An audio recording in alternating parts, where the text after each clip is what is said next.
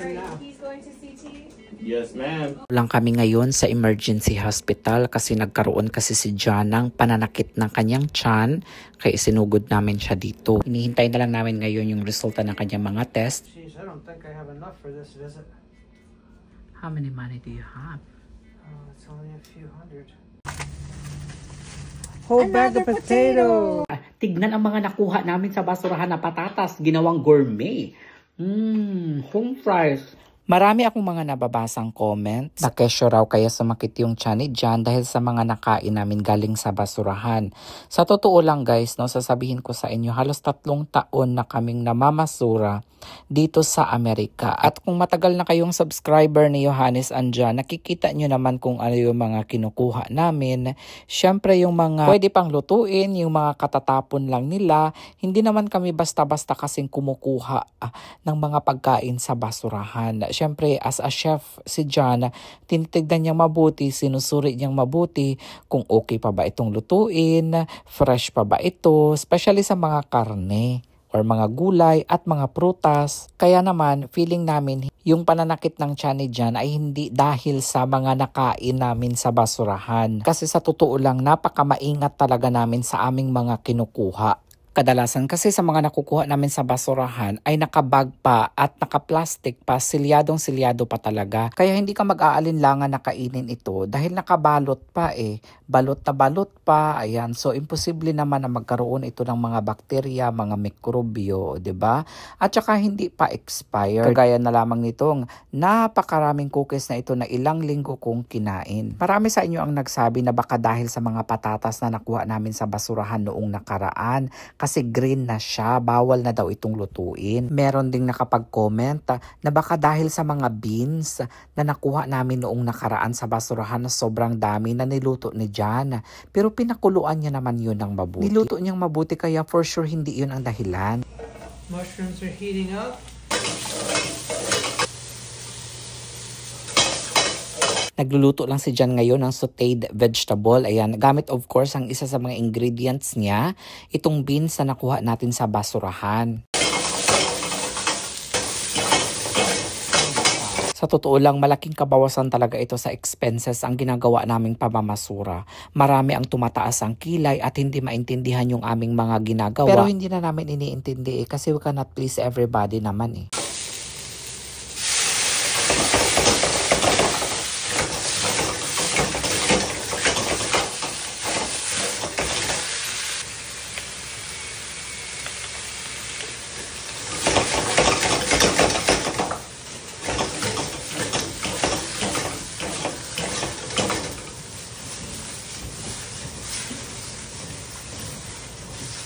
Iniisip na lang namin na hanggat wala naman tayong tinatapakang tao, wala naman atang magiging problema. Hayaan nyo na lang kami sa ginagawa naming pamamasura kasi dito kami nag-e-enjoy. Ako, especially ako, nag-e-enjoy talaga ako kasi kapag maraming jackpot na nakikita, kasi sa totoo lang, napakalaking tipid ng ginagawa naming pamamasura. Wagyu for dinner. Yay!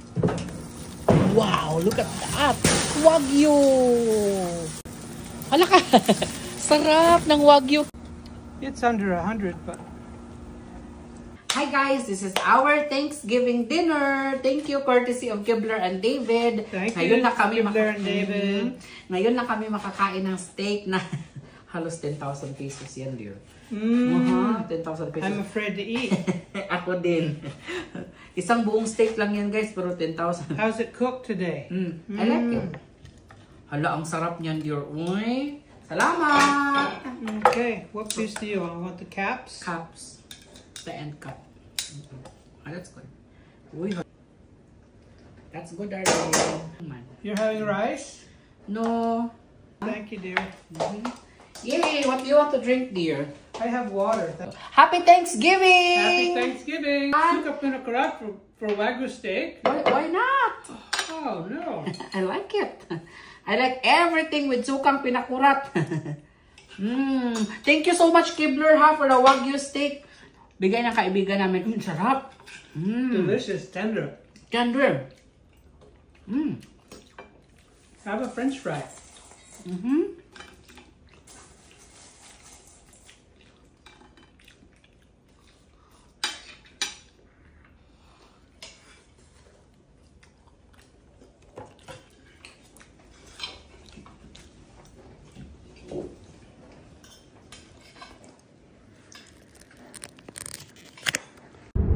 everyone. Good afternoon. It's very bright.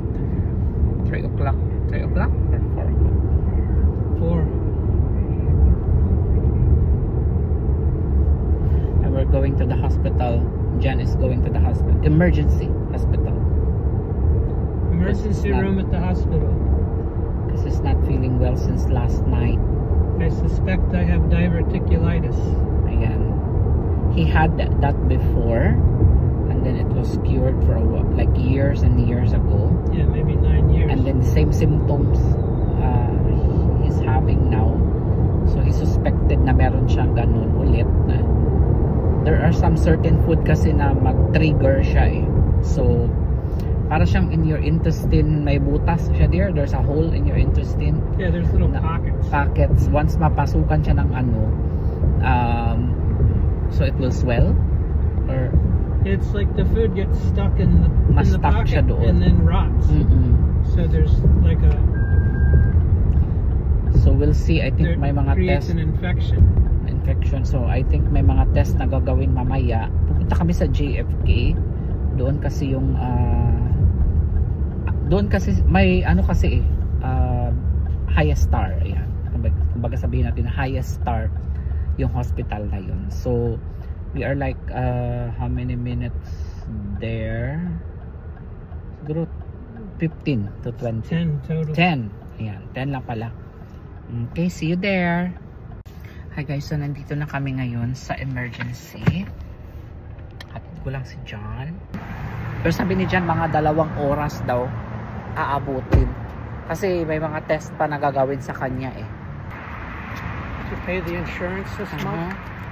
No. Uh-oh. I'm gonna pay $10,000. Yes, for 2 hours. When you walk, does it hurt? When you walk? A little bit.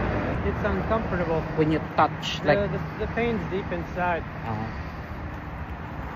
If I press in here, I can feel. That's the small intestine.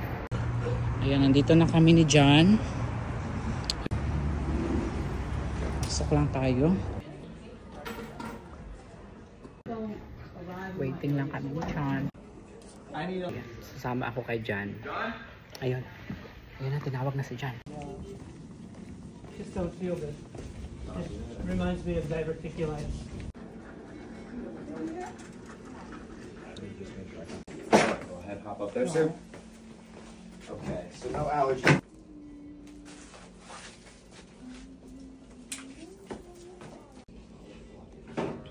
Yes. Since when? Started last night. I'm coming.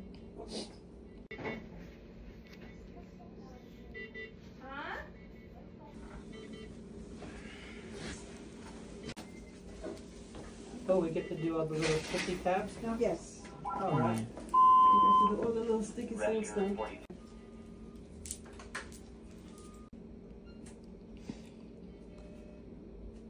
How many money do you have? Oh, it's only a few hundred. Oh. Did you sell all the ice candy earlier? We're gonna have to go back and pack some more up. More ice candy. Guys, kadalasan sa mga pagkain dito na binibenta sa Amerikano, napakadambuhala, napakadami. Isang serving lang ito guys for $12. Sobrang dami na, unlike sa other mga restaurant na konti. Ayan oh, may shrimp na, may chicken na ang lalaki, tapos may corn fritters at saka fries.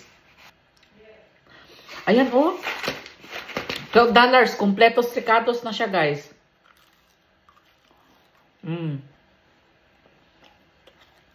Hindi naman kami everyday na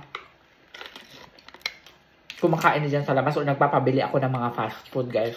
Bihirang-bihira lang talaga. Kasi nga kadalasan nagluluto lang kami dito sa bahay. Kung ano yung mga nakukuha naman sa basurahan minsan, yun ang niluluto namin. So, pero minsan kapag ka matumal, diba, minsan lumalabas kami ni Jan, wala kaming nakukuha sa basurahan. So, yan, bumibili kami. O kung ano yung mga stock nandito sa bahay, niluluto ni Jan. Eh, ito.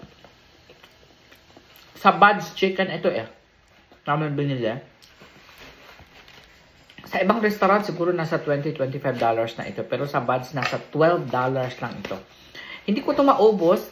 Si Jan, hindi pa siya pwedeng kumain ng mga ganito. Mga soft food lang muna kay Jan or mga liquidy food. Yan muna ang pinapakain ng doktor sa kay Jan. So, ako lang muna ang kakain nito. Siguro 2 kainan ko pa ito. Siguro hanggang bukas pa ito, guys. Hindi ko alam ngayon anong oras na 7:43. Hindi ko alam kung mamamasura kami ngayon. Pero feeling ko lalabas kami ngayon. Kasi may balikbayan ako dyan eh. Pinupuno ko ng mga gamit. Kasi yan ang ginagawa ko eh. Papadala ko yung mga gamit ng mga laruan. O iba pang mga gamit sa bahay. Pinapadala ko sa Pilipinas. Pero pinupuno ko muna yung... Ay, bakit ko sinawsaw dito? Balikbayan. Malapit lang mapuno. Nakita niyo naman sa vlog ko nung nakaraan na nakakuha tayo ng 4 na laruan ata yung nakita namin sa kalsada. So yun, konting-konti na lang mapupuno na. Sana makakuha tayo ng maraming mga makeup. Mga previous dumpster diving namin, nakakuha kami ng maraming mga makeup, different kinds of makeup. Mga foundation, mga name it, para sa kilay, para sa pilok mata. Ayan, marami kami mga nakukuha na ganyan. So, na-miss ko ang mga jackpot na ganun, mga damit, mga tsinelas, mga sapatos. So, hopefully, makakuha ulit tayo ng ganun.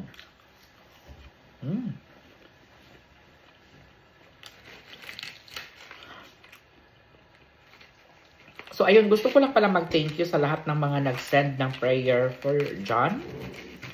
Thank you so much for everything who sent prayers, dear, they say.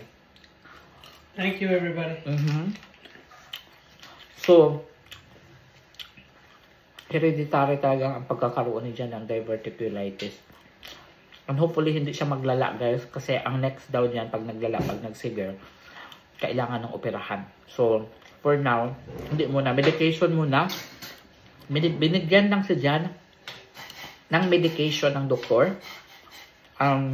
For how many days, dear? A week? 10 days.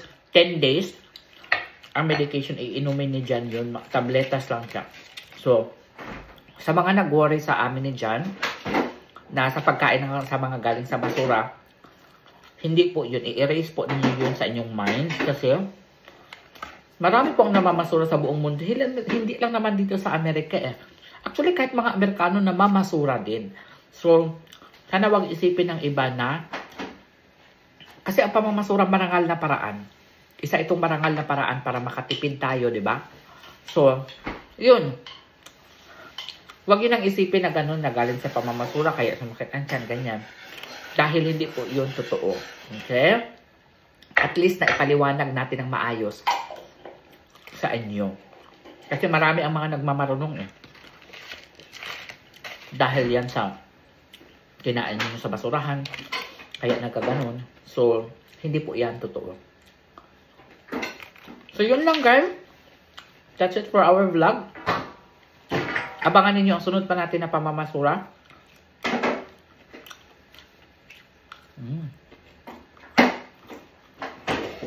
Thank you so much for watching. Enjoyin ko lang ito kasi sasabak na naman tayo sa basurahan mamaya. Sana marami tayong jackpot. Sarap nito.